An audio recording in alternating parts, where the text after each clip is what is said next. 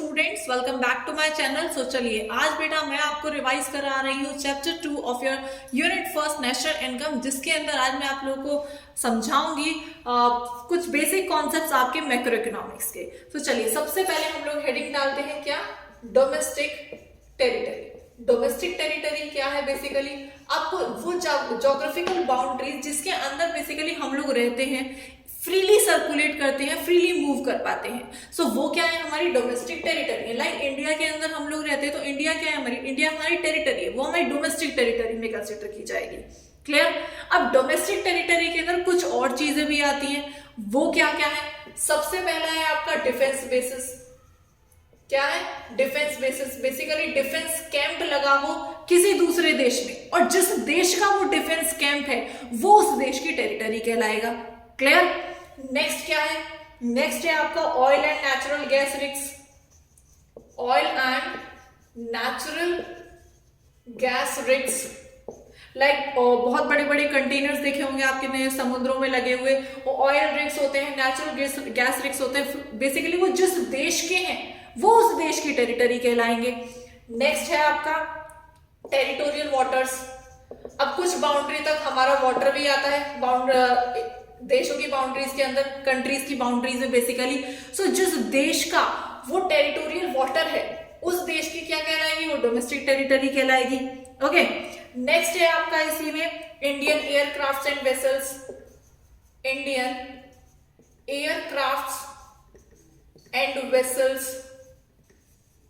सो जिस देश का वो एयरक्राफ्ट है या फिर जिस देश का भी वो वेसल है, लाइक इंडिया का एयरक्राफ्ट अमेरिका में फ्लाई कर रहा है, सो वो किसकी टेरिटरी है? वो एयरक्राफ्ट इंडिया की टेरिटरी है। वो वेसल किसकी टेरिटरी है? इंडिया की टेरिटरी है। नेक्स्ट पॉइंट देख लीजिए। नेक्स्ट है आपका लास्ट, इंडियन एम्बेसीज। लाइक हर देश की एम्बेसी हर देश में मिलती है। लाइक इंडिया के अंदर हर कंट्री की एम्बेसी मिलेगी और हमारी एम्बेसी हर देश में आपको मिलेगी।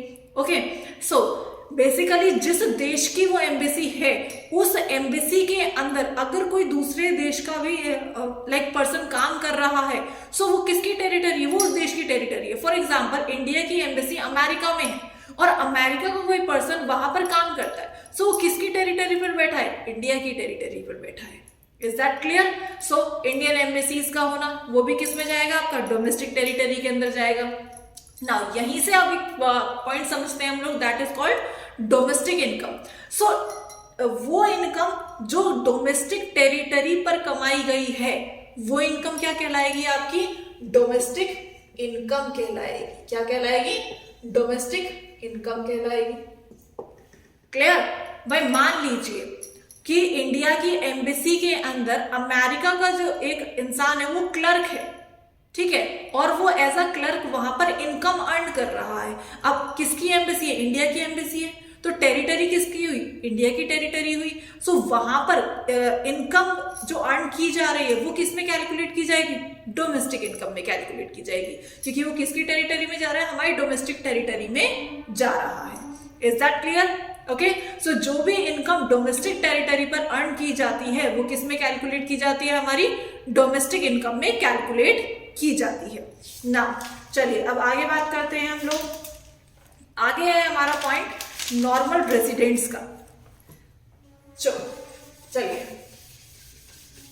अब हेडिंग डालते हैं हम लोग नॉर्मल रेजिडेंट्स। क्या होते हैं बेसिकली हमारे नॉर्मल रेजिडेंट्स? किन्हें हम लोग नॉर्मल रेजिडेंट कंसीडर करते हैं? क्या हम लोग नॉर्मल रेजिडेंट हैं कि नहीं? चलिए, सो दो कंडीशंस इसमें फुलफिल होनी चाहिए। सबसे पहला, इकोनॉमिक इंटरेस्ट लाई होना चाहिए उस कंट्री में। His economic interest lies in that country. So उसका इकोनॉमिक इंटरेस्ट लाई करना चाहिए उस कंट्री के अंदर। सेकंड क्या पॉइंट है? His period of stay, his period of stay in that country कितना होना चाहिए? 1 साल से ज्यादा का होना चाहिए। It means exceeds 1 year. So ये दो कंडीशन अगर फुलफिल हो जाती हैं सो वो इंसान क्या कहलाता है, हमारा नॉर्मल रेजिडेंट बन जाता है उस कंट्री का। ओके सबसे पहला क्या है, उसका इकोनॉमिक इंटरेस्ट उस देश में लाई करना चाहिए। सेकेंडली उसका पीरियड ऑफ स्टे 1 साल से ज्यादा का हमारा होना चाहिए। अब इसमें कौन कौन इंक्लूड नहीं होते, जैसे आपके फॉरेन स्टूडेंट्स हो गए, या फिर जो मेडिकल ट्रीटमेंट के लिए दूसरे देश से आते हैं, ठीक। सेकेंडली क्रू मेंबर्स हो गए शिप के, एयरक्राफ्ट के, फॉरेन कंट्री से क्रू मेंबर्स, और क्या हो सकता है, पॉलिटिशियंस हमारे, ठीक, जो फॉरेन कंट्रीज से आते हैं। सो वो सब किस में कैलकुलेट नहीं किए जाते, नॉर्मल रेजिडेंट में कंसीडर नहीं किए जाते। ओके नाउ अब बात करते हैं हम लोग नेक्स्ट कॉन्सेप्ट का, that is called national income. Okay जो कि यहीं से आपकी निकलेगी। सो नेशनल इनकम क्या है, सो कोई भी नॉर्मल रेजिडेंट अगर इनकम अर्न करता है, सो उसकी इनकम किस में कैलकुलेट करते हैं हम लोग, नेशनल इनकम के अंदर कैलकुलेट करते हैं। नाउ अब बात समझिए, डोमेस्टिक इनकम और नेशनल इनकम। मैंने आपको डोमेस्टिक इनकम समझाया। डोमेस्टिक इनकम क्या था, जितनी भी इनकम डोमेस्टिक टेरिटरी पर अर्न की जाएगी वो क्या होती है, हमारी डोमेस्टिक इनकम में कैलकुलेट की जाती है। वहीं नेशनल इनकम क्या समझाया, कि जो भी इनकम कौन अर्न करेंगे, हमारे नॉर्मल रेजिडेंट्स अर्न करेंगे, वो किस में कैलकुलेट होगा, नेशनल इनकम के अंदर कैलकुलेट होगा। चलिए एक एग्जांपल ले लेते हैं। मान लीजिए विराट कोहली, ओके विराट कोहली हैं, वो किसी दूसरे देश में गए, लाइक ये अमेरिका में चले गए। कहाँ गए, अमेरिका में गए, ठीक है। वहां पे इन्होंने कोई एडवर्ट शूट किया और वहां से ये इनकम अर्न करके आ गए। अब इन्होंने जो इनकम अर्न करी, इन्होंने जो भी इनकम अर्न करी वो किस में कैलकुलेट होगी, सबसे पहले तो इसका आंसर आप लोग कमेंट बॉक्स में लिख दीजिएगा, ठीक है। चलिए अब मैं बता देती हूँ क्या है इसका आंसर। सो विराट कोहली क्या है, हमारे देश के नॉर्मल रेजिडेंट है भाई, उनका पीरियड ऑफ स्टे 1 साल से ज्यादा का है, उनका इकोनॉमिक इंटरेस्ट भी हमारे देश में ही लाई करता है। सो ये क्या है, हमारे देश के नॉर्मल रेजिडेंट है। सो ऑब्वियस सी बात है, जब ये देश हमारे देश के नॉर्मल रेजिडेंट है तो इनकी इनकम किस में कैलकुलेट की जाएगी, नेशनल इनकम में कैलकुलेट की जाएगी। Is that clear. नाउ भाई डोमेस्टिक इनकम में क्यों नहीं करी हमने कैलकुलेट, क्या ये हमारी डोमेस्टिक टेरिटरी पर थे, क्या ये इंडिया की टेरिटरी पर थे, क्या इन्होंने वहां पर इनकम अर्न करी थी, नहीं ना। किसकी टेरिटरी पर थे, अमेरिका की टेरिटरी पर। Is that clear. अब वही बात कर लेते हैं दूसरे प्लेयर की, लाइक रोनाल्डो। मान लीजिए वो इंडिया आए, कहाँ आए, इंडिया आए, और इंडिया में आकर उन्होंने इनकम अर्न करी, लाइक एड शूट किया। सो इंडिया से इनकम अर्न करी। अब इंडिया किसकी टेरिटरी है, हमारी डोमेस्टिक टेरिटरी है ना। सो रोनाल्डो किसकी टेरिटरी पर आए, हमारी डोमेस्टिक टेरिटरी पर, तो इसलिए इनके थ्रू जो इनकम अर्न की गई वो किस में कैलकुलेट होगी, हमारी डोमेस्टिक इनकम में कैलकुलेट होगी। क्लियर, किस में कैलकुलेट होगी, डोमेस्टिक इनकम में कैलकुलेट होगी, ना कि नेशनल इनकम में, क्योंकि ये हमारे देश के नॉर्मल रेजिडेंट नहीं है। Is that clear now. चलिए आगे बढ़ते हैं। अब आगे हम लोग बात करते हैं बेटा सिटीजनशिप और रेजिडेंटशिप की। किसकी, सिटीजनशिप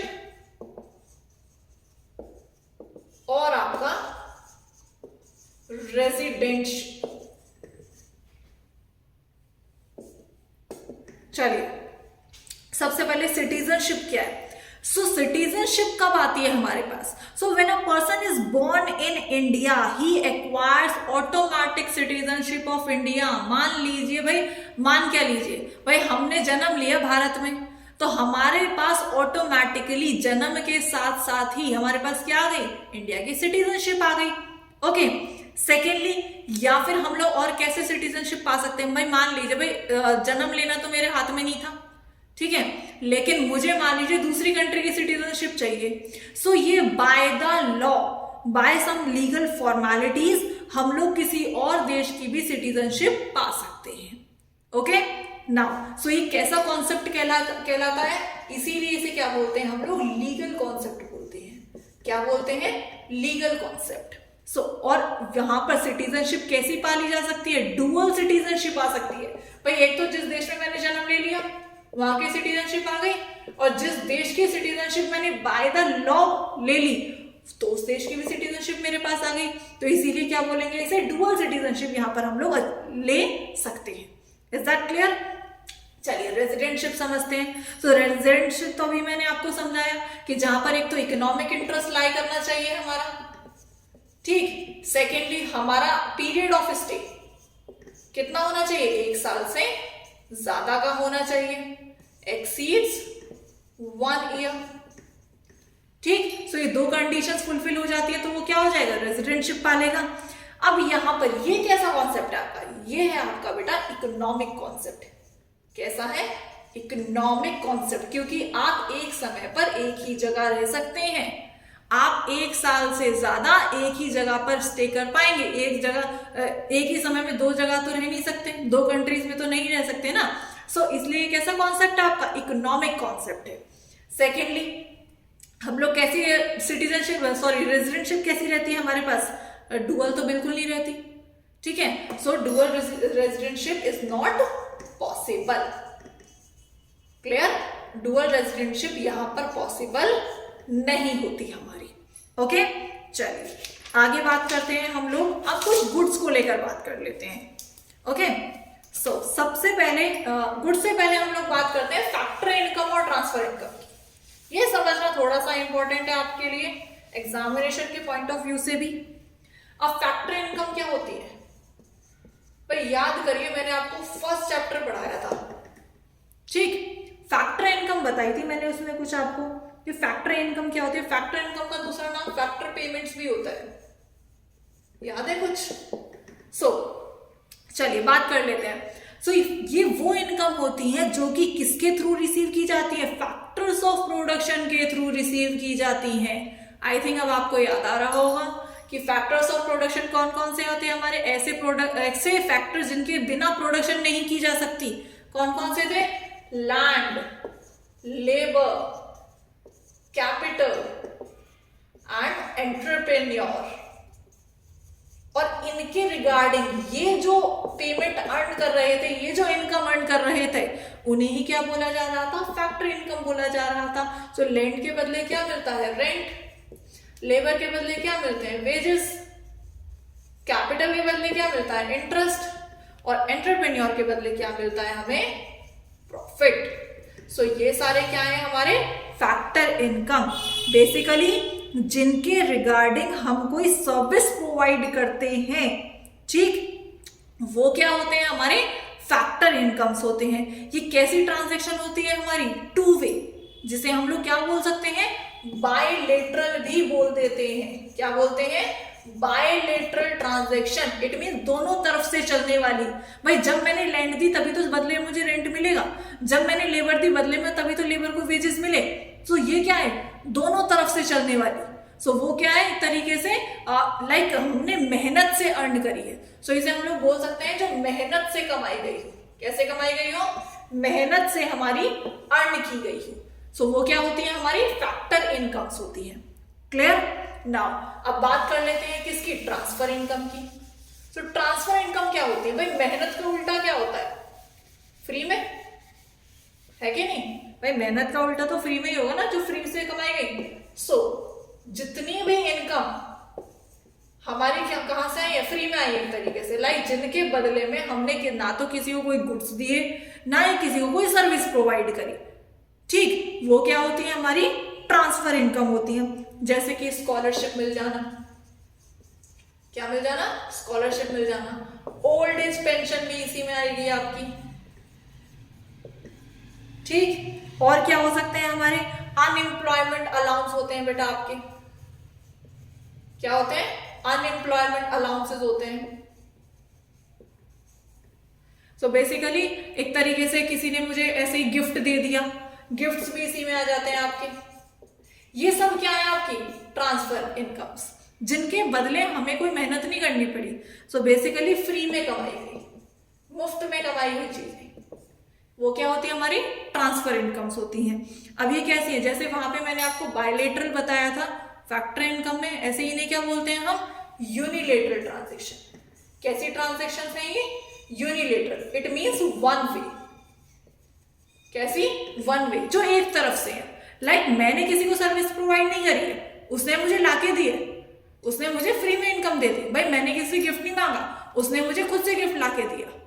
ओके भाई विदा मिलती है ना, जब हम लोग कहीं से वापस आते हैं तो विदा मिलती है, क्या विदा मांगी जाती है? नहीं ना, सामने से मिलती है।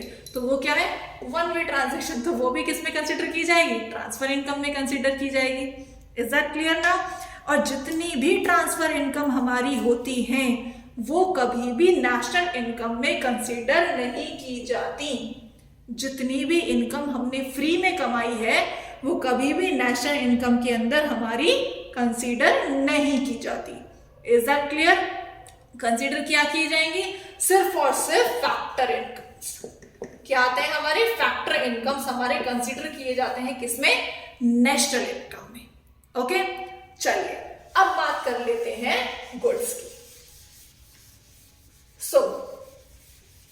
सबसे पहले हम लोग बात करेंगे बेटा final goods and intermediate goods. क्या? फाइनल गुड्स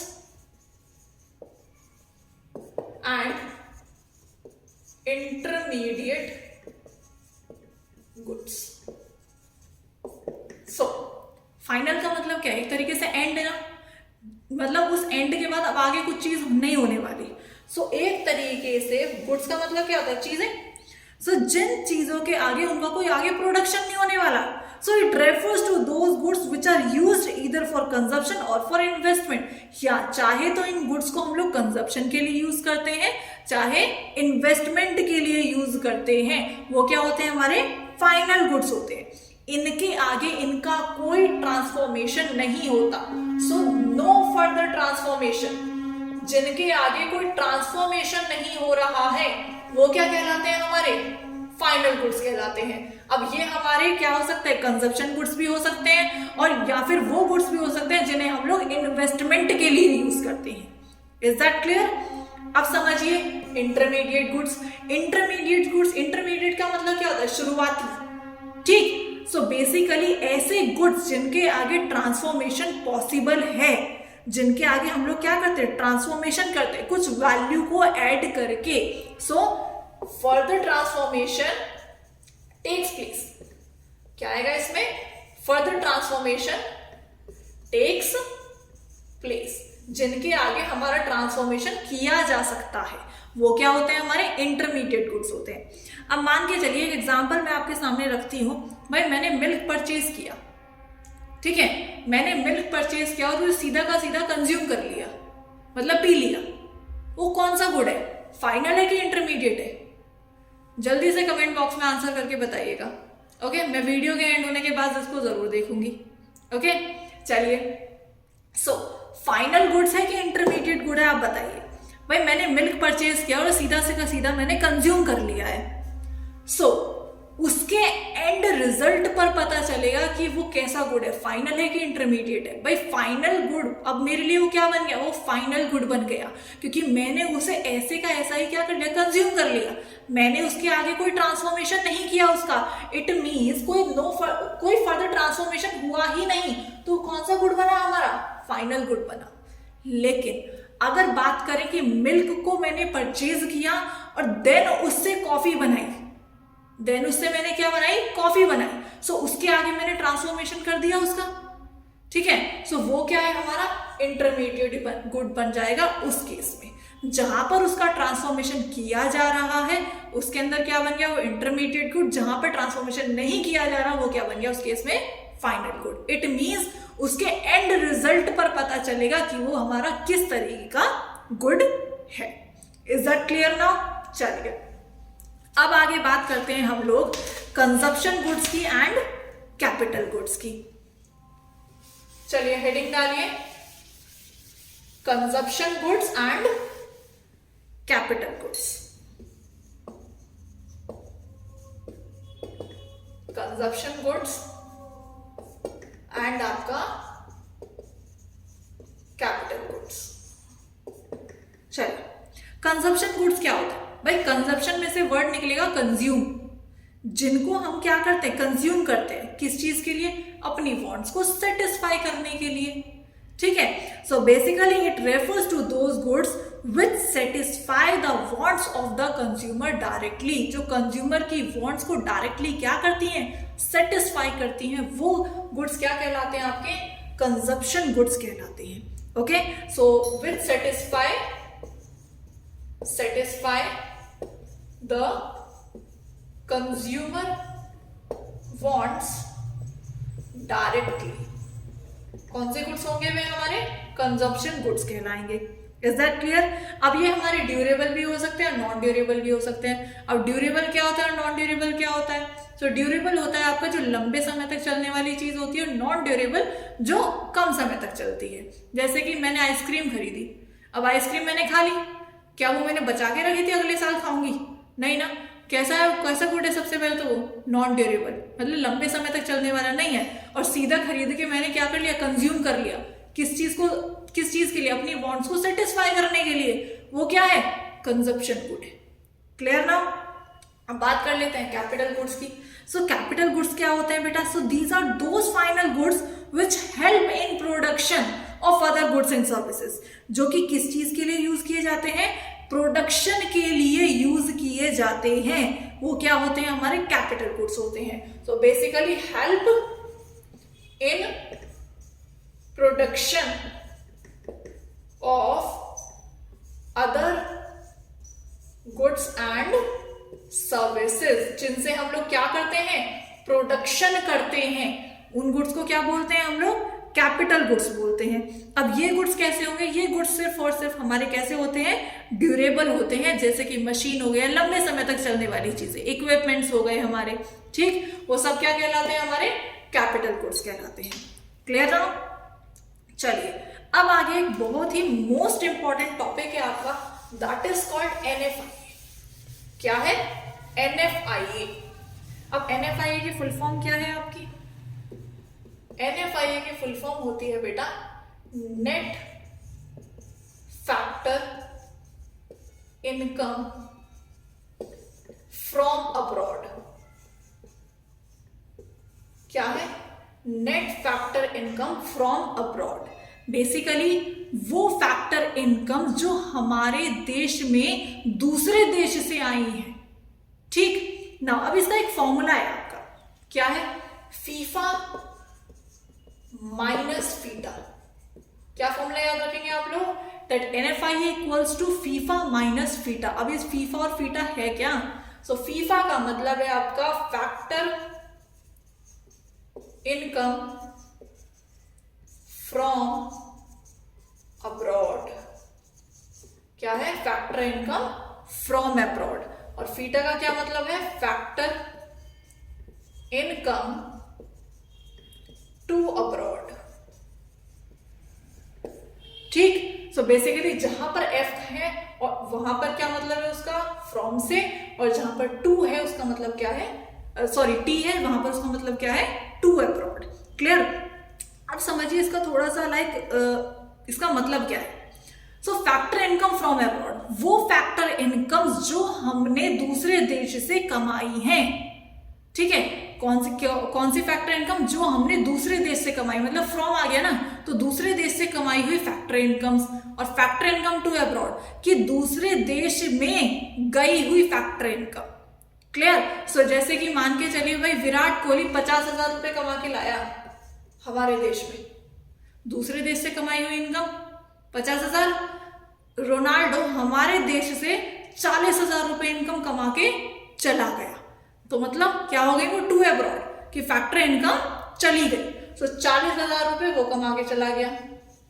हमारे देश में क्या बच गया, हमारे देश में बच गई 10,000। तो ये क्या है आपकी net factor income from abroad, कि दूसरे देश से आई हुई इनकम कितनी है, सिर्फ और सिर्फ 10,000। Is that clear now? चलिए अब यहां पर कुछ कंपोनेंट्स आ जाते हैं आपके NFIA के। सो NFIA के कंपोनेंट्स कौन कौन से हैं आपके? सबसे पहला नेट कंपनसेशन टू एम्प्लॉयज। क्या है आपका, नेट कंपनसेशन टू एम्प्लॉयज। अब जहां जहां नेट आ गया ना, वहां आपको ध्यान रखना है कि भाई फ्रॉम में से टू माइनस होगा, ठीक है, कि दूसरे देश से कमाई हुई इनकम और अपने देश से गई हुई इनकम माइनस करके क्या निकलेगा, नेट निकलेगा। कंपनसेशन टू एम्प्लॉयज मतलब एम्प्लॉयज के थ्रू कमाई हुई इनकम। क्लियर? नेक्स्ट है आपका net income from property and entrepreneurship. क्या है? Net income from property and entrepreneurship. अब ये आप लोग नेक्स्ट चैप्टर में पढ़ेंगे। बेसिकली इसका मतलब क्या है? इनकम फ्रॉम प्रॉपर्टी हमारे होते हैं लाइक रेंट, रॉयल्टी, इंटरेस्ट, और एंटरप्रेन्योरशिप कमाते हैं प्रॉफिट्स बेसिकली। सो फ्रॉम -2 तब क्या निकलेगा? नेट निकलेगा। ओके, थर्ड कंपोनेंट आता है आपका इसमें नेट रिटेन्ड अर्निंग्स। क्या आती है? Net retained earnings. अब ये रिटेन्ड अर्निंग्स क्या होती है? बेसिकली भाई कंपनी के पास प्रॉफिट जो लास्ट में बच जाता है, लाइक जितने भी डेब्ट्स दे दिए, लोन्स दे दिए, ठीक है, जो कंपनी के पास लास्ट में जो अर्निंग्स बचती हैं उन्हें क्या कहते हैं? रिटेन्ड अर्निंग्स बोलते हैं। सो वो भी क्या? फ्रॉम में से 2 माइनस करके क्या निकलेगा? आपका नेट निकलेगा कि हमारे देश में कितना रह गया बेसिकली। ओके, सो ये क्या है? आपके 3 कंपोनेंट्स ऑफ योर NFIA।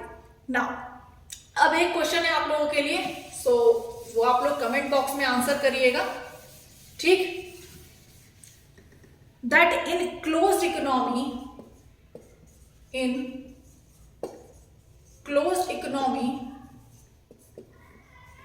अब इनमें से कौन सा सही है? मैं ऑप्शंस लिख रही हूं, आपको सिर्फ आंसर करना है कमेंट बॉक्स में। That NDPFC is greater than NNPFC। A option. B option is NDPFC is equal to NNPFC.